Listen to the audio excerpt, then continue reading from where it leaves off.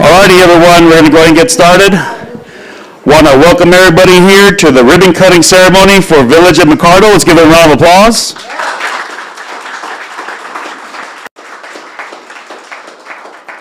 I walked up saying, wow, it's a beautiful chamber day. You are welcome, Corpus Christi. Now, with that, my name is Efren Franco, Vice President of Membership of the Chamber of Commerce. And again, on behalf of the United Corpus Christi Chamber of Commerce, congratulations. Thank you for allowing us to champion your business. We have a full agenda, so we'll definitely get started. Our first speaker is going to be Mr. Roland Barrera. Going to say a couple words. Go ahead. Hey, well, first off, thank you, Efren. You don't ask a politician if he has the opportunity to speak. But I just want to thank all the individuals. My remarks aren't prepared. It seems like they never are. I just this organization is very near and dear to my heart, and I know Councilman Molina's heart. And I mean the group that had initially put this together. It took a lot of hustle, a lot of coordination with the Transit Authority, and I'm sure that's all going to be mentioned here because I didn't know you were going to put me first, so I don't want to steal from anybody's thunder. But I want to give Ryan and Jackie and I mean their chairman is here, a hand because just look at this. I mean, just look at this. Isn't it beautiful? Let's all give them a hand.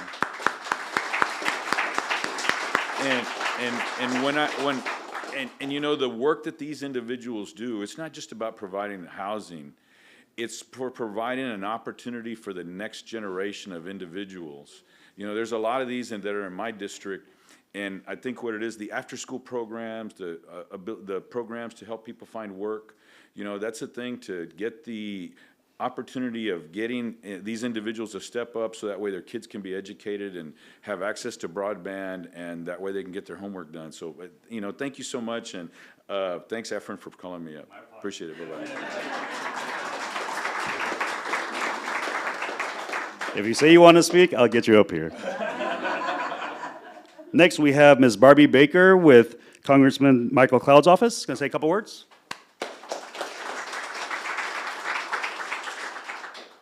I don't know which is worse, second or first.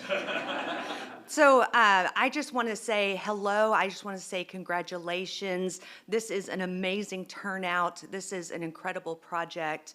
And if there is anything that Congressman Cloud's office can do, by all means, please let us know. And congratulations to the chamber as well. Lots of hard work. Great job. Thank you. Appreciate that. It really wouldn't be a ribbon cutting with us next person. She's always here, always with a smile. Ms. Christy Romero with State Representative Todd Hunter's office. Good morning, everyone. My name is Christy Romero. I am the District Director for Chairman Hunter. Just on behalf of Chairman, we just want to say congratulations and thank you for your willingness to get involved with the Chamber and get involved with the community. And if there is anything our office can do at any time to help you all out, let us know. Thank you so much. Thank you, Chrissy.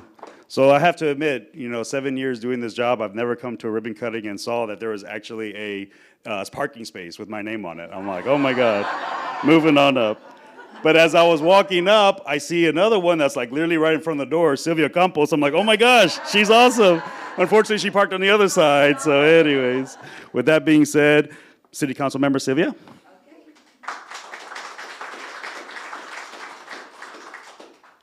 Wow, look at this room. I know I've got some prepared remarks here, but I just wanted to say I'm so pleased that Ben Molina is here, really, because, before I represent District 2, as you know, Ben Molina represented District 2 for a long time, and every time I challenged him, but I always thought that made him even better. So I just want to say thank you, Ben, for being here and for helping to spearhead this with your fellow councilmen and, of course, the rest of y'all. But anyway, I do have some prepared remarks, so let me say just good morning again. I want to welcome everyone here today as we celebrate Village at McArdle's opening. As your District 2 council member, I'm proud of the work of the neighborhood services, and I'm getting to know them pretty well, so I love that. The department staff and our local community partner, Prospera, have done to ensure that Corpus Christi's future is bright and full of possibilities, so thank you so much for that. This is a great opportunity to build new affordable housing units at an ideal location, having many job opportunities and amenities nearby. Another vibrant asset for our community. Yay, thank you so much.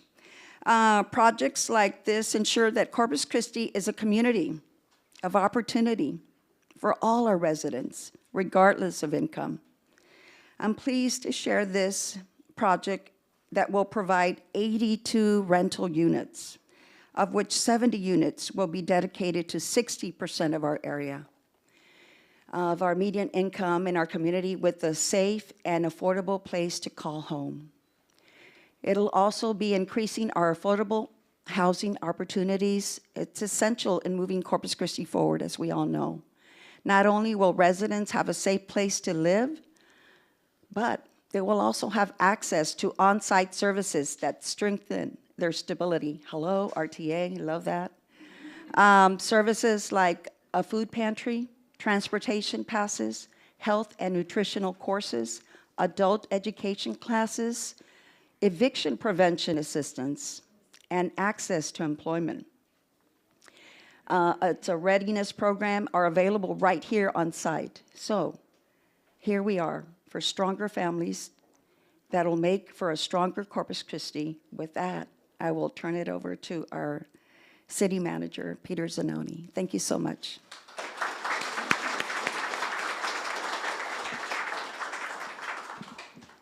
Thank you, Councilwoman. And good morning, everybody. Good morning. There is a big crowd here, my gosh, right, Councilman? Yeah.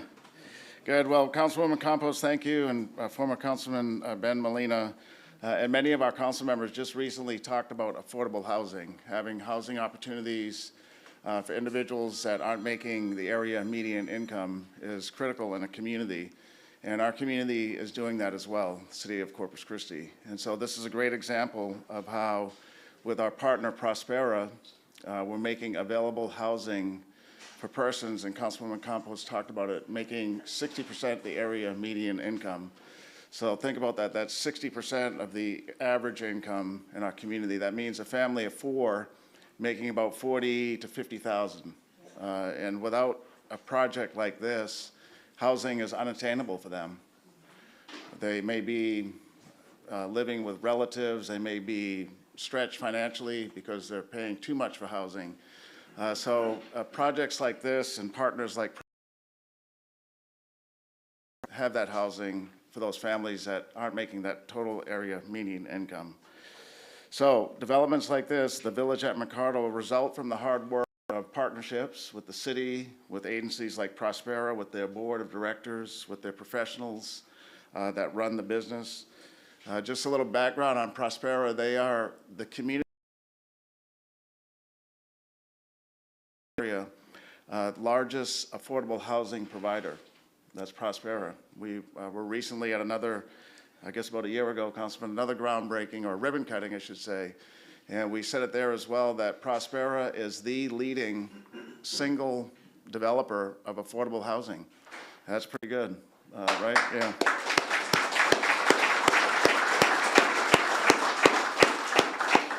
I don't have the numbers on this script here, but it's there's numerous housing units, numerous communities, not only here in Corpus Christi, but all the way to Victoria.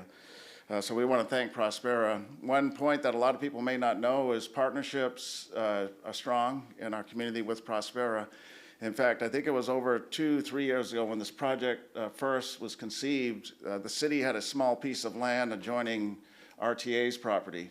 And without the city selling it to Prospera, the project wouldn't have happened. Prospera brought the property from RTA, and unbeknownst to them, in the final survey, the city owned a little piece of property that we probably didn't even know we owned. And so they, it was a phone call, and it was quick analysis, and there was an agreement. Let's do it for affordable housing. So in other places where you don't have strong partnerships like that, it could have been belabored for months and months and months, and maybe not even have happened. So those partnerships are always important to highlight in an event like this. Now, one important thing that we're going to add to the twist here is that this week happens to be National Community Development Week. And for our persons that are focused on housing and community development, this is an important week across the entire country. The program year 2020, in program year 2020, the U.S. Department of Housing and Urban Development allocated $1.4 million to the city of Corpus Christi in home partnership funds. And in weeks like this, we celebrate those partnerships we have with home. So $1.4 million was given to the city. We're going to have a representative from HUD here momentarily. Of that allocation, the city provided $1 million of the 1.4 to this project to make it affordable. This project is also a recipient of what we know to be the 9% tax credit. That's a very competitive federal-funded program, and Prospera had a great project, scored the best in the region, and was awarded millions in tax credit dollars that makes this project affordable. So as Councilwoman Campos said, this is an 82-unit complex. The majority of the units, I think around 70, will be for those families making that 60% or below of the area median income. Now, we see it's nice. The price tag on a complex like this is not cheap. $18 million is the investment that Prospera has made here. And that's great because that creates economic opportunity for those that help to build it, but future housing for those that need it. The project construction began in December of 2020, and it was completed in March of this year. The city has partnered with Prospera to build additional affordable housing projects in Corpus Christi, as I mentioned. That includes at the Village of Henderson, the Glen Oak Apartments, the Palms at Leopard. These are all Prospera projects. Lexington Manor, and the reconstruction most recently, this is where we were at most recently at the Casa de Mañana project. Are you guys familiar with those? Right, Prospera is shaking their heads, so that's good. Right. Now, one important one that I like the best is the Palms at Blucher. And that's where the city took care of two issues. One, we had a fire station that was closed in 1950, and that goes in my record book of the decades of work that we were working on. So that's 70 years that it was closed and abandoned. And so we were able to sell the property to Prospera. And today, from City Hall, from the 5th floor, you can see 3 stories rising out of the ground. And that's the Palms at Blucher. That'll be a similar affordable housing project, some 80 units right near downtown. They'll have a beautiful view. But that took care of, like I said, 2 issues. One, we got rid of blight that we had in the city. And 2, we provide affordable housing right downtown. So finally, back to that week, tomorrow at City Council, the mayor will proclaim April 10th through April 14th as National Community Development Week. And again, that's important for folks that work in this business. Our funding and our partnerships from the federal government, from Housing and Urban Development, makes that week special.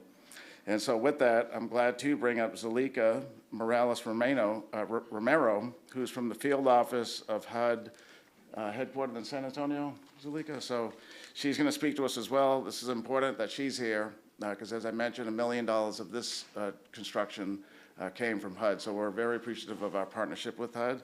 And Zalika, come on up. Thank you.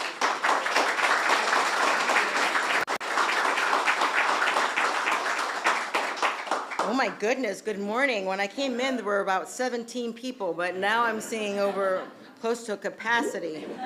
Let's not call the fire folks. It's great to be here. Oh my gosh, and the weather's beautiful. I'm sure that folks, walking over to the building, that ocean breeze, I was like, oh, this is really, really nice. I know I'm not going to talk about a lot of numbers because I know that we just mentioned a lot, but it's very meaningful for me to be here. It's my first time in Corpus after a couple of years now. I mean, with COVID, we were restricted to do a lot of things. I think the last time I was here was maybe in 2021. So 2023, not to say that there hasn't been work going on, because HUD does provide formula funding to Corpus, and so there's definitely work that has been happening. But as you can see, also rent has been going up, and it's been going up around the country. Corpus was also affected by this. And how does that affect HUD? And how does that affect the people? Well, HUD provides subsidies, and we know that. We provide rental subsidies. We do it through public housing. We do it through Section 8. We do it through our voucher program, so much you are familiar with. The beautiful thing is that this village will be accepting vouchers, which is very positive. But how is that calculated? That's also calculated based on the average median income.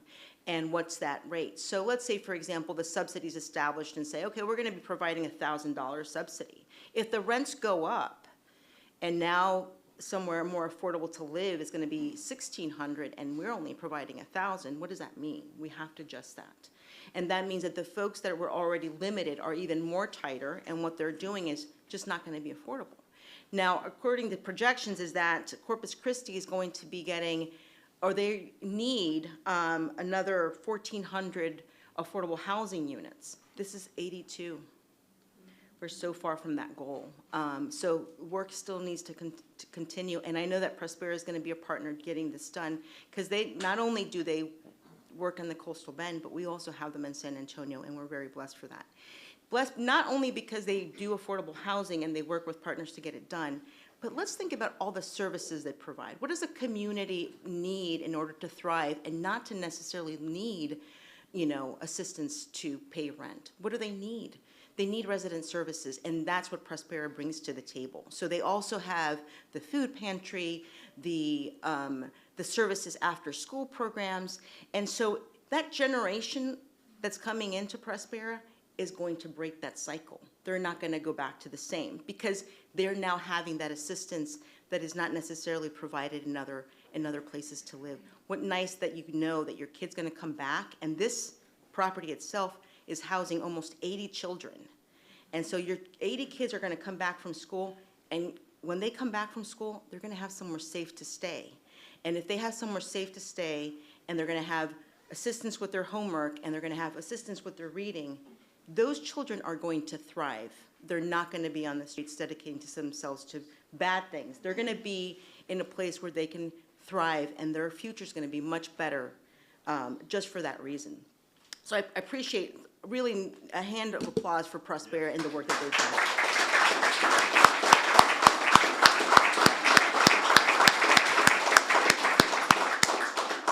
Okay, now I'm going to stick to my talking points. I was mentioning about some of the work, right? And so we have to think about the need of affordable housing. And part of HUD's mission is to build strong, sustainable, inclusive communities. And thank you for reminding me about Community Development Week, because it is this week. And so I'm marking this part. I was in Corpus. Now, as a San Antonio field office, we cover 57 counties. So we are not only here in the coastal bend. We go all the way up to north from Round Rock and close to Waco, all the way to the borders. And so tomorrow I'm going to be in Laredo for the same reason, Community Development Week. And a community is not safe if we don't have the basic thing, and that's housing. Every person thrives with having housing and safe housing. So building strong, sustainable, inclusive communities also includes the part about our homes. And affordability is a big issue. It's a big issue around the country. It's not just a big issue for Corpus. Why? Because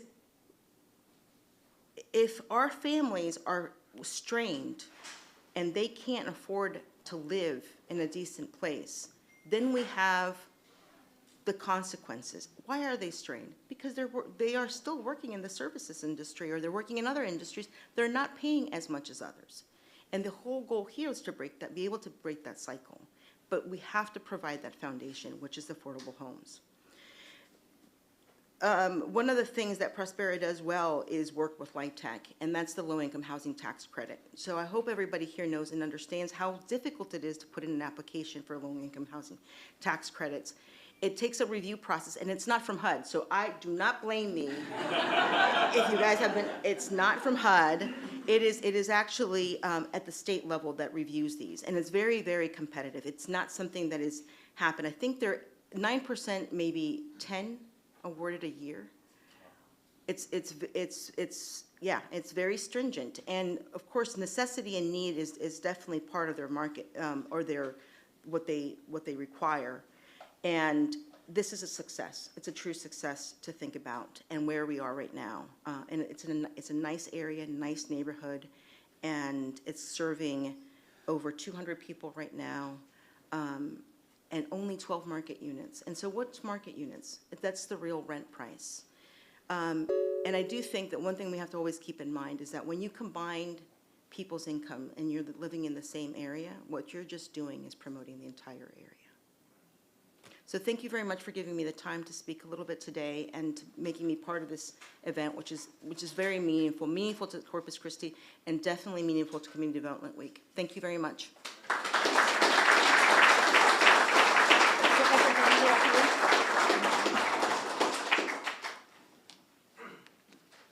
Thank you. All righty. Get this show, keep going. So at this time, I really want to acknowledge some true champions of our community, our chamber champions, our ambassadors. Several of them are in the audience, so give them a round of applause. Thank you all for being here. We also have, we want to give her a shout out, Ricky Neer with Taste at 555. Always providing. Really says a lot about Prospera, how they want to support local, they want to give back. And I do got to give a shout out to Angela. She's been doing all of this with Prospera. She's been amazing. As you can see, you did a very good job, so good job. Right? Amen, amen. With that, it's funny that his name kept on coming up, and I think that's just a testament to who this next individual is. Mr. Ben Molina, our board member, going to come on up, say a couple words.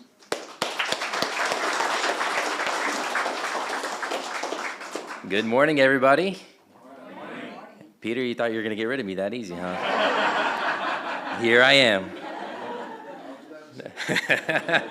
It's a good day. I've always said good things happen when we all work together. And today is a testament of that. There's a beautiful partnership between the City of Corpus Christi, the RTA, and the HUD. Thank you so much. And this is all due to the vision of Prospera. Anytime Prospera comes into the community, you've heard all the good things that they provide for the citizens. And they really have a positive impact in our community. And we really appreciate any time that you all come over and are looking at a new property and looking at to open up a new location. I get really excited because I know the good work that you all do. And so to commemorate this day, on behalf of the United Corpus Christi Chamber of Commerce, I'd like to present the leadership of Prospera. Miss Jackie Woodring with the golden scissors on behalf of the United Corpus Christi Chamber of Commerce.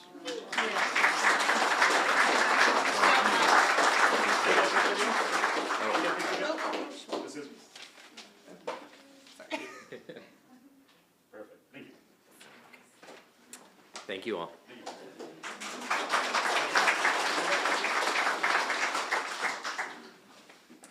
These are a little intense, so but we really appreciate them. Yes. Well, for those of you who don't know me, my name is Jackie Woodring, and I'm a new executive director. I took the position in November of last year, and I replaced Gil Piet, who was with Prospera for over 15 years. And so I have been, my whole adult career has been in the development of affordable housing. I believe in it. I love it. My first days in this or years, my parents came to the grand openings because I was so proud. Now my daughter, she's 8, she's in the back. She's with me because I want her to see mom working while she's supposed to be in school.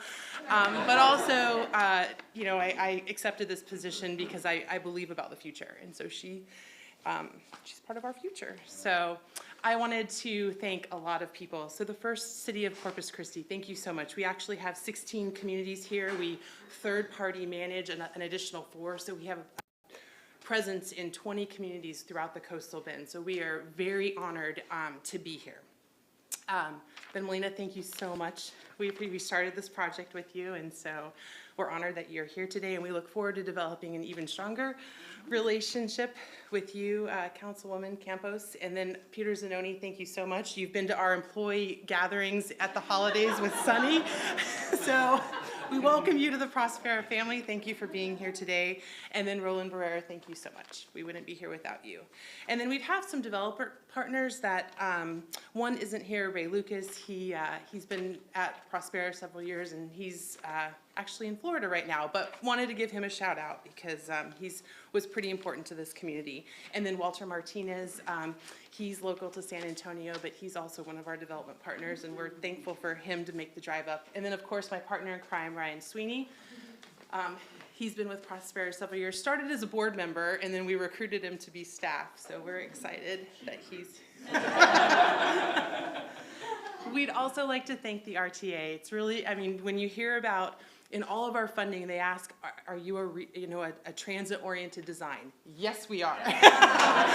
So we're very excited about that. And then finally, Zulika, we appreciate all of HUD's support. We're very active with HUD in all of our communities. And when you're in Laredo tomorrow, Laredo Manor, we have a community down there, affordable, so take a drive by 300 Man Street if you're interested.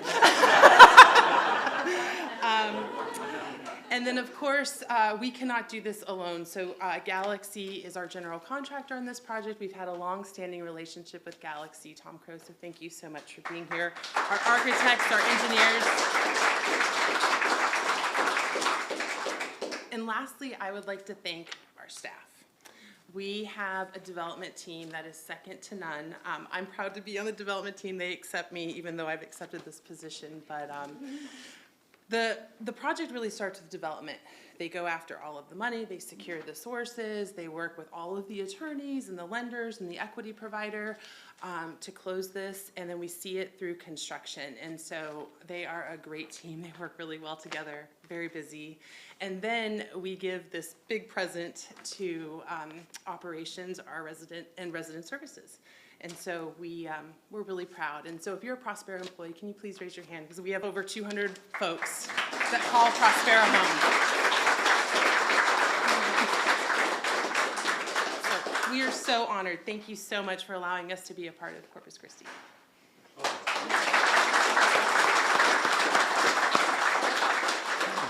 Alrighty, we're gonna go ahead and step outside and cut a ribbon.